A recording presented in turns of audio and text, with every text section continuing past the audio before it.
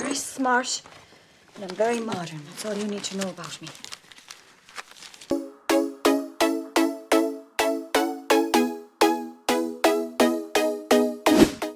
Nicole Kidman is a famous Hollywood actress, singer, producer, and also a public figure. She has had many brilliant roles and a whole collection of prestigious movie awards. She is smart, beautiful, and very talented. In this video, we will tell you how the world lost her as a talented writer, but gained one of the most amazing actresses of our time.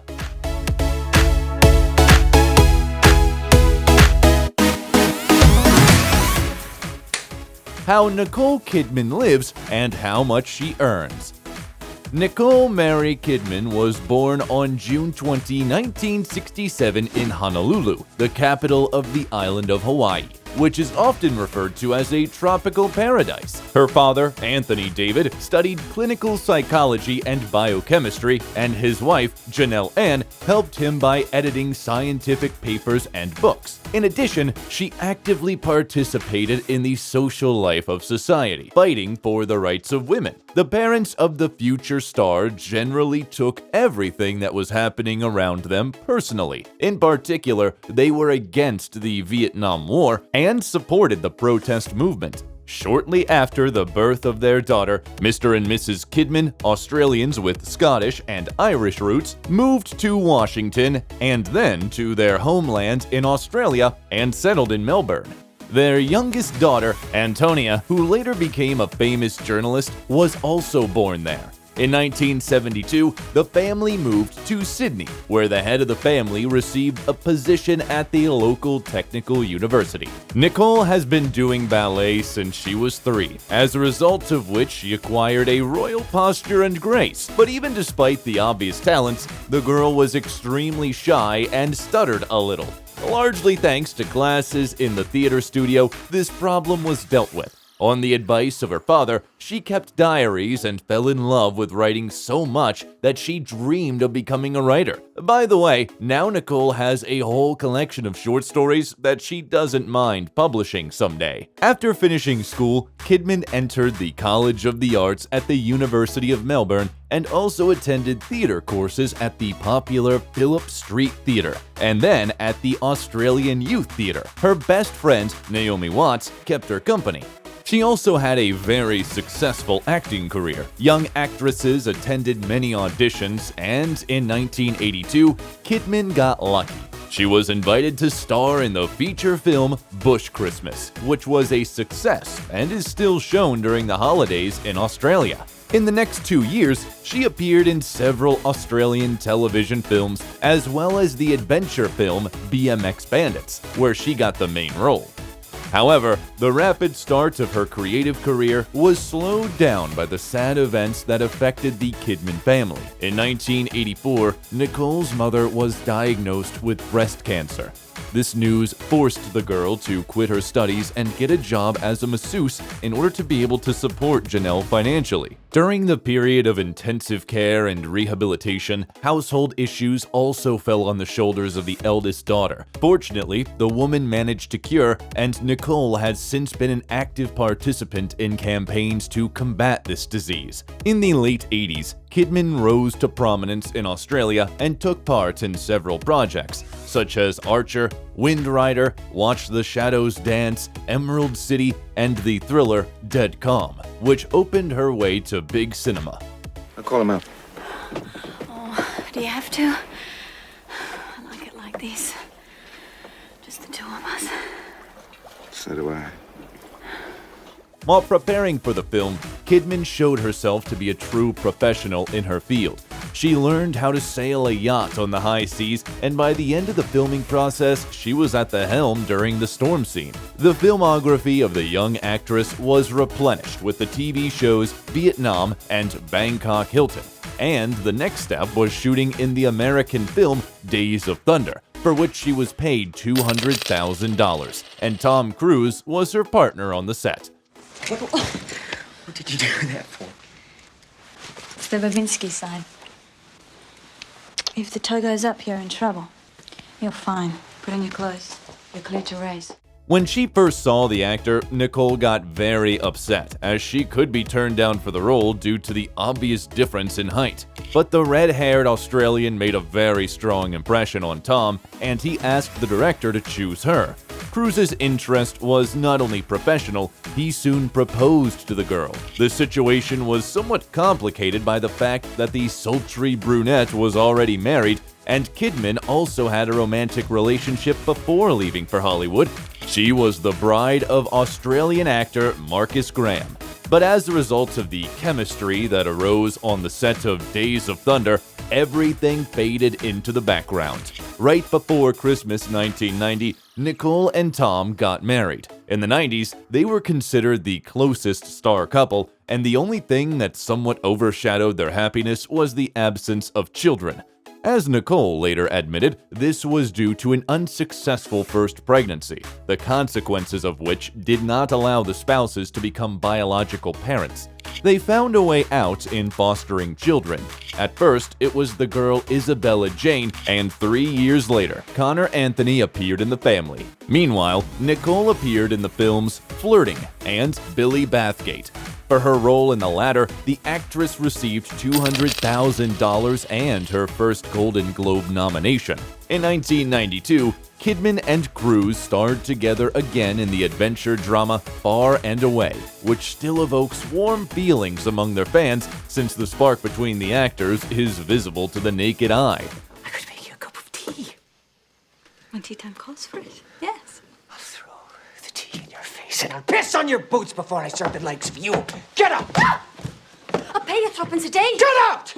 I've an appointment. This time, the red-haired Australian got paid $250,000. A year later, her work was estimated at $500,000 by the creators of the drama My Life, and a little earlier, the thriller Malice was released.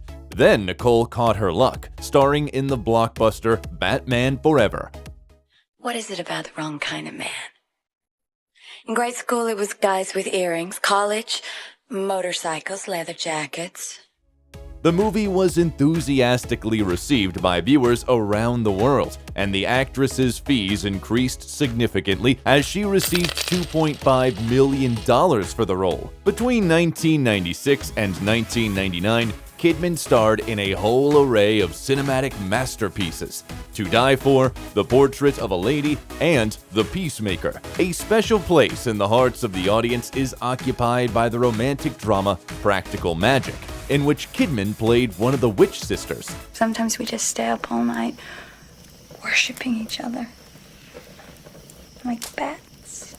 In addition to working with eminent colleagues and a fee of $6 million, the shooting was just unbridled fun. According to Sandra Bullock, the actresses were indeed pretty much drunk during the party scene, as Nicole brought tequila. At the same time, the romantic thriller Eyes Wide Shut was released, where Nicole starred together with her husband and received $6.5 million for the work. In this picture, Nicole and Tom played a married couple in crisis. The plot, unfortunately, came true, and their union cracked. According to some sources, Cruise filed for divorce despite the fact that his wife was pregnant. As a result of severe stress, she lost the child. Later, the actress had several affairs with rapper Q-Tip, musician Lenny Kravitz, and millionaire Steve Bing. 2001 brought the release of the movie's Birthday Girl with a fee of $1.5 million, and The Others with a fee of $7 million, as well as the stunningly beautiful musical Moulin Rouge, with Nicole playing the main character. Remember, a real show in a real theater with a real audience. And you'll be A real actress. Interestingly enough, filming began back in 1999, but was delayed due to the fact that Nicole broke her rib and injured her knee. So only close-ups could be filmed while the actress was in a wheelchair. The resulting material was sensational, and Kidman finally received her first personal Oscar nomination and a fee of $7 million. After the role of a beautiful courtesan, Nicole got serious dramatic roles. In 2002, the film The Hours was released, for which Nicole received an Oscar and $7.5 million. What happens Shall we die? What happens?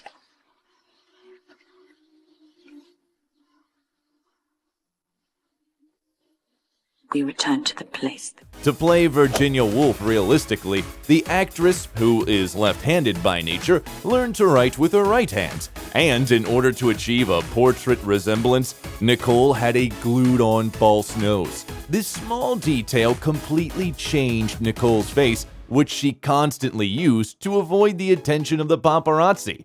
A year later, Lars von Trier released the drama Dogville. Its format was fundamentally different from the classics of the genre and impressed many professionals with a darling directorial approach. Kidman earned $2.8 million for the film, and for the next picture, the historical drama Cold Mountain, she was paid $15 million.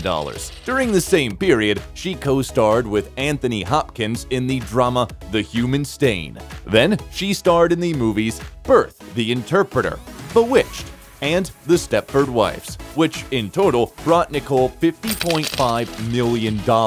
After that, the film Fur, an imaginary portrait of Diane Arbus, came out but failed at the box office, as well as the cartoon Happy Feet, where Kidman voiced one of the characters. Nicole remarried in 2006. This time, Australian musician Keith Urban was her chosen one. They met a year earlier and immediately liked each other, but Keith couldn't dare to give her a call for 4 months, because he didn't think that such a gorgeous woman as Nicole would be interested in him. The luxurious wedding ceremony took place in a chapel in Sydney in the presence of 230 guests, including relatives and closest friends such as Naomi Watts, Renee Zellweger, Russell Crowe, and Hugh Jackman. However, the couple didn't want to make their wedding public and didn't invite the media there, which is why very few photos can be found online. It is known that all the money that the guests presented as gifts, the newlyweds donated to charity. Keith gave his beloved the first edition of the book Wuthering Heights by Emily Bronte worth $200,000. It seems that Nicole has finally found her happiness, because the couple looks very happy and harmonious. At the moment, they have 2 children, Sunday Rose and Faith Margaret, and Nicole herself gave birth to their eldest common daughter, but the youngest was carried by a surrogate mother. In the following years, the fantasy The Golden Compass, the sci-fi thriller Invasion, and the comedy drama Margot at the Wedding were released. It is interesting that for the role in the latter, the actress received only $6,000, while the previous ones brought her $15 to $16 million. The fee for the next film, the drama Australia, wasn't much less and amounted to $13 million.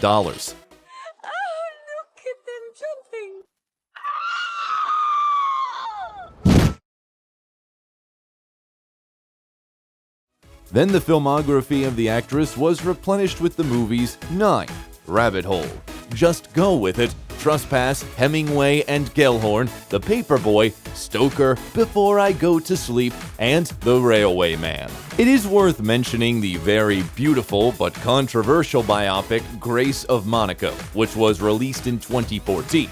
And Universal will pay you $1 million. Well, it's not about the money, Hitch. It's going to be the role of a lifetime, Gracie. Do I look that unhappy? It is known that no one dared to film this script for a long time, and the descendants of the Grimaldi family reacted very coldly to the picture, ignoring the premiere at Cannes. In the same year, Nicole took part in the work on the family comedy Paddington, which the public loved, especially in the UK and France. In September 2014, the actress's father died in an accident. For Nicole, his death was heavy, and she tried to drown out the pain from loss with work.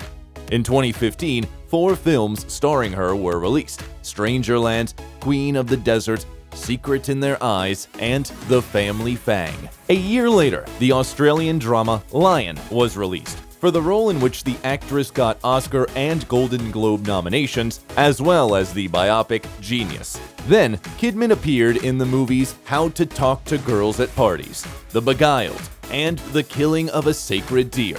In addition, in 2017, the dramatic series Big Little Lies started. in which Nicole not only played one of the central roles, but also co-produced the show with Reese Witherspoon. Okay, that's enough, naughty boy. You'll have to come home sooner if you want more. It is noteworthy that the actress, together with Reese, bought the rights to the film adaptation of Liane Moriarty's novel back in 2014 and received consent to the shooting personally from the author. The series was originally planned as limited, but after a successful start, the second season was shot. In 2018, Nicole got a role in the superhero fantasy Aquaman. The picture was a grand success and will be continued in 2023. Then Kidman starred in films such as The Upside, Boy Erased, Destroyer, Goldfinch, the musical The Prom with a fee of $10 million, and a drama about harassment on Fox News, Bombshell. In 2020, the viewers saw the miniseries The Undoing, for each episode of which Kidman was paid $1 million, and a year later, the actress played the legendary comedy actress Lucille Ball in the film Being the Ricardos. In 2022, Nicole appeared in the role of the Russian beauty Masha, who is in charge of an elite hotel, promising its guests to forget their gloomy past in the TV series 9 Perfect Strangers. In the same year, the action thriller The Northman and a feminist series, Roar, came out. It's no surprise that Kidman has been among the highest-paid actresses in the world over the past few decades. Kidman's personal capital is estimated by the media at $250 million. Nicole actively cooperates with the world's top brands. In 2004, the premiere of the most expensive commercial in the history of business took place. The Chanel fashion house shot a video in support of its famous fragrance, No. 5, for which Kidman received almost $4 million. The actress also advertised the women's collections of the Swiss watch brands Omega, Schweppes drinks, Jimmy Choo shoes, Swiss vitamin supplements, and an American cinema chain. As a rule, Nicole is very careful when choosing advertisers, but in 2015, she managed to get into a delicate situation anyway. It was an ad campaign for the Arab company Etihad Airways, which outraged members of the Professional Flight Attendant Association. The community has appealed to Nicole to stop working with the company because it discriminates against workers by firing pregnant women and not providing employees with adequate working conditions. The fact is that Nicole Kidman is an active participant in various social movements and actions aimed at protecting the rights of women.